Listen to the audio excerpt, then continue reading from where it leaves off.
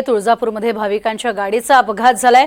देवीची ज्योत घेऊन जाताना हा अपघात झालाय, ज्यात 2 जण ठार झालेत तर 6 भाविक गंभीर जखमी झालेत। एका खड्ड्यामध्ये 4 चाकी उलटलीये आणि हा अपघात झालाय।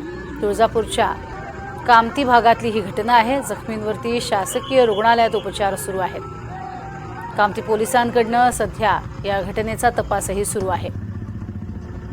अत्यंत दुर्दैवी घटना घडलेली आहे। तुळजापूरमध्ये भाविकांच्याच गाडीचा हा अपघात झालाय। देवीची ज्योत घेऊन जाणारे 8 जण भाविक होते। या अपघातात दोघांना आपला जीव गमवावा लागलाय तर 6 भाविक हे गंभीर जखमी झालेले आहेत। खड्ड्यात 4 चाकी उलटली आहे। रस्ता ओलांडून ती खाली पडलेली आपल्याला पाहायला मिळते आणि त्यात आता तुळजापूरच्या कामती भागातली ही घटना असल्यामुळे कामती पोलीस या संपूर्ण घटनेचा तपास पुढील करत आहेत।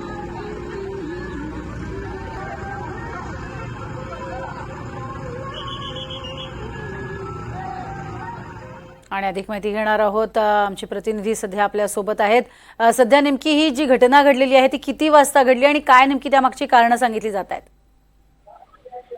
प्रज्ञा, तुळजापूरहून ज्योत घेऊन जात असताना ही घटना घडलेली आहे।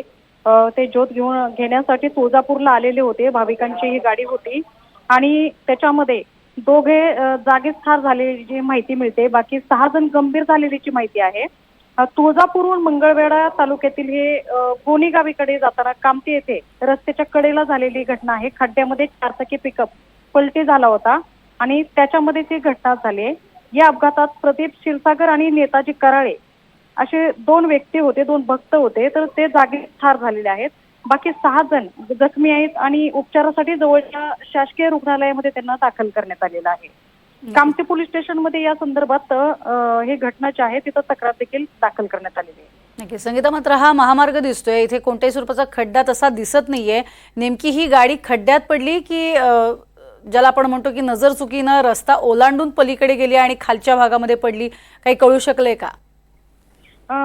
प्रज्ञा, साईडला जे रस्त्याच्या महामार्ग आहे पण काही ठिकाणी खड्डे पडलेले आहेत पावसाच्या याच्यामुळं। काही ठिकाणी खेडेगाव ग्रामीण भागाच्या थोडंसं आसपास असे खड्डे आहेत आणि त्या ठिकाणी ही घटना घडलेली आहे। नक्कीच, तुर्तास धन्यवाद संगीता या संपूर्ण माहितीसाठी।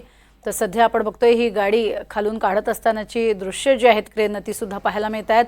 प्रचंड खोल अशी ती पडल्यामुळे यात दोघांना जीव गमवावा लागलाय आणि बाकीचेही गंभीर जखमी आहेत।